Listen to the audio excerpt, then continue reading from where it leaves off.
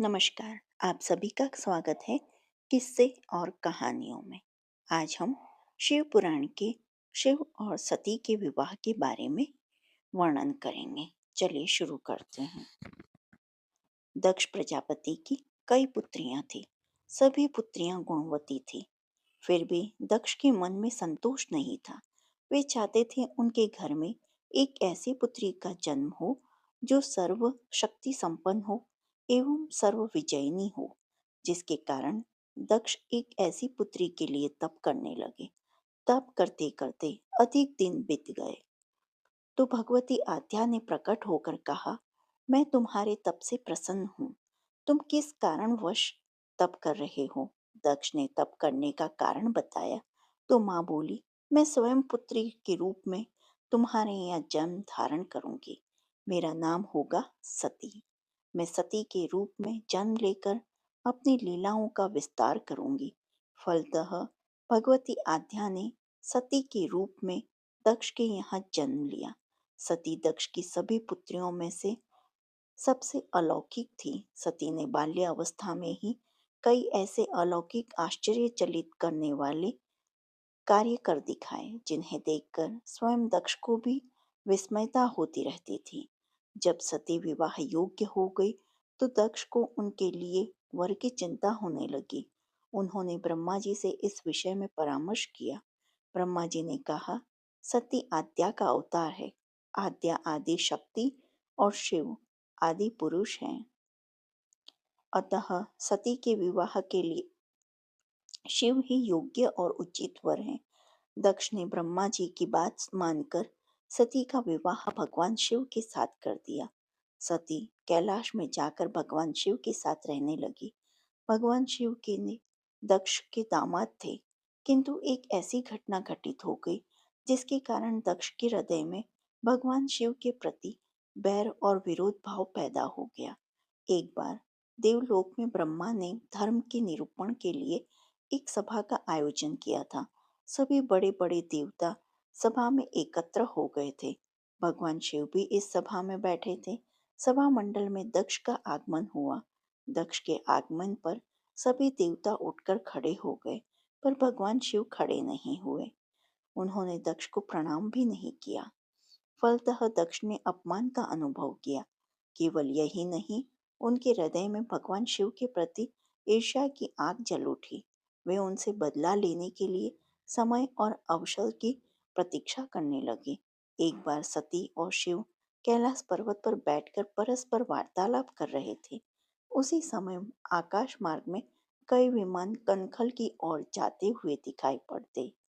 सती ने उन विमानों को देखकर भगवान शिव से पूछा, प्रभु, ये सभी विमान किसके हैं और कहाँ जा रहे हैं? भगवान शंकर ने उत्तर दिया, आपके पिता ने बहुत बड़े यज्ञ का आयोजन किया है। समस्त देवता और देवांगनाएं इन विमानों में बैठकर उसी यज्ञ में सम्मिलित होने के लिए जा रहे हैं। इस पर सती ने दूसरा प्रश्न किया, क्या मेरे पिता ने आपको यज्ञ में सम्मिलित होने के लिए नहीं बुलाया? भगवान शंकर ने उत्तर दिया, आपके पिता मुझसे बैर रखते हैं, फिर वे मुझे क्यों बुलाने लगे? सती मन ही मन सोचने लगी। फिर बोली, यज्ञ के इस अवसर पर अवश्य मेरी सभी बहनें आएंगी। उनसे मिलने के लिए बहुत दिन हो गए हैं। यदि आपकी अनुमति हो तो मैं भी अपने पिता के यहाँ घर जाना चाहती हूँ। यज्ञ में सम्मिलित हो लूंगी और बहनों से भी मिलने का सुअवसर मिलेगा। भगवान शिव ने उत्तर दिया, इस समय वहां जाना उचित नहीं होगा। आपके पिता मुझसे जलते हैं। हो सकता है वे आपका भी अपमान करें। बिना बुलाए किसी के घर जाना उचित नहीं होता। इस पर सती ने प्रश्न किया, ऐसा क्यों? भगवान शिव ने उत्तर दिया, विवाहित लड़के को बिना बुलाए पिता के घर नहीं जाना चाहिए, क्योंकि विवाह हो जाने पर लड़की अपने पति की हो जाती है। पिता के घर से संबंध टूट जाता है। लेकिन सती पीहर जाने के लिए हठ करती रही, अपनी बात बार बार दोहराती रही। उनकी इच्छा देखकर भगवान शिव ने पीहर जाने की अनुमति दे दी। उनके साथ अपना एक गण भी साथ में भेज दिया। उस गण का नाम था वीरभद्र। सती वीरभद्र के साथ अपने पिता के घर गई। घर में सती से किसी ने भी प्रेम पूर्वक वार्तालाप नहीं किया। दक्ष ने उन्हें देखकर कहा, तुम यहाँ क्या कर रही हो? अपना अपमान कराने आई हो? अपनी बहनों को तो देखो, वे किस प्रकार भांति भांति के अलंकारों और सुंदर वस्त्रों से सुसज्जित है। तुम्हारे शरीर पर मात्र बाघंबर है। तुम्हारा पति शमशानवासी और भूतों का नायक है। वह तुम्हें बाघंबर छोड़कर और पहना ही क्या सकता है? दक्ष के कथन से सती के हृदय में पश्चाताप का सागर उमड़ पड़ा। वे सोचने लगी, उन्होंने यहाँ आकर अच्छा नहीं किया। भगवान ठीक ही कह रहे थे। बिना बुलाए पिता के घर ही नहीं जाना चाहिए। पर अब क्या हो सकता है? अब तो आई गई हूँ। पिता के कटु और अपमानजनक शब्द सुनकर भी सती मौन रही। वे उस यज्ञ मंडल में गई जहाँ सभी देवता और ऋषि मुनि बैठे थे तथा यज्ञ कुंड में धू धू करती जलती हुई अग्नि में आहुतियां डाली जा रही थी। सती ने यज्ञ मंडप में सभी देवताओं के तो भाग देखे, किंतु भगवान शिव का भाग नहीं देखा। वे भगवान शिव का भाग न देखकर अपने पिता से बोली, पितृश्रेष्ठ, यज्ञ में तो सबके भाग दिखाई पड़ रहे हैं, किंतु कैलाशपति का भाग नहीं है। आपने उनका भाग क्यों नहीं रखा? दक्ष ने गर्व से उत्तर दिया, मैं तुम्हारे पति शिव को देवता नहीं समझता। वह तो भूतों का स्वामी, नग्न रहने वाला और हड्डियों की माला धारण करने वाला है। वह देवताओं की पंक्ति में बैठने योग्य नहीं है। उसे कौन भाग देगा? सती के नेत्र लाल हो उठे। उनकी भौहें कुटिल हो गई। उनका मुखमंडल प्रलय के सूर्य की भांति तेजोदीप्त हो उठा। उन्होंने पीड़ा से तिल मिलाते हुए कहा, ओह, मैं इन शब्दों को कैसे सुन रही हूँ। मुझे धिक्कार है। देवताओं, तुम्हें भी धिक्कार है। तुम भी उन कैलाशपति के लिए इन शब्दों को कैसे सुन रहे हो, जो मंगल के प्रतीक हैं और जो क्षण मात्र में संपूर्ण सृष्टि को नष्ट करने की शक्ति रखते हैं। वो मेरे स्वामी हैं। नारी के लिए उसका पति ही स्वर्ग होता है। जो नारी अपने पति के लिए अपमानजनक शब्दों को सुनती है, उसे नरक में जाना पड़ता है। पृथ्वी सुनो, आकाश सुनो और देवताओं, तुम भी सुनो। मेरे पिता ने मेरे स्वामी का अपमान किया है। मैं अब एक क्षण भी जीवित रहना नहीं चाहती।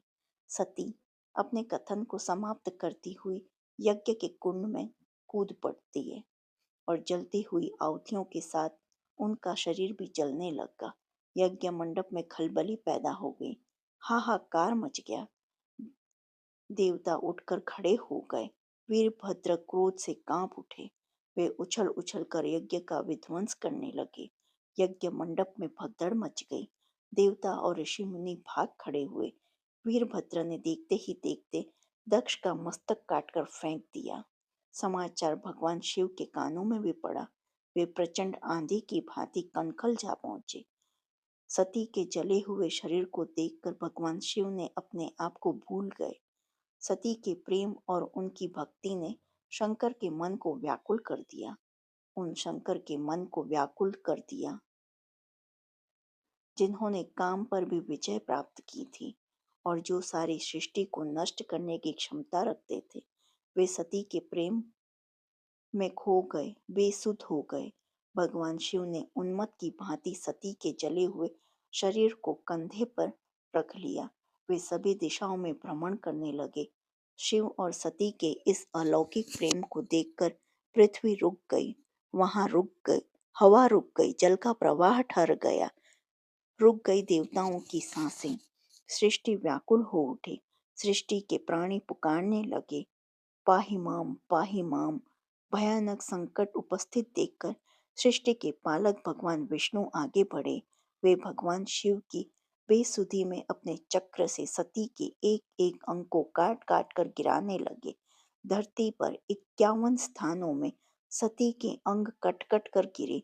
जब सती के सारे अंग कट कट कर गिरे तो भगवान शिव पुनः अपने आप में आए। जब वे अपने आप में आए तो पुनः सृष्टि के सारे कार्य चलने लगे। धरती पर इन 51 स्थानों में सती के अंग कट कट कर गिरे थे। वे ही स्थान आज शक्ति के पीठ स्थान माने जाते हैं। आज भी उन स्थानों में सती का पूजन होता है, उपासना होती है। जो आपको शिव पुराण का यह अध्याय पसंद आया हो तो please like, share and subscribe करें और कमेंट बॉक्स में हर हर महादेव लिखें। देखने के लिए धन्यवाद। जय हिंद, जय Bharat and please press bell icon, आपको नोटिफिकेशन मिलेगा।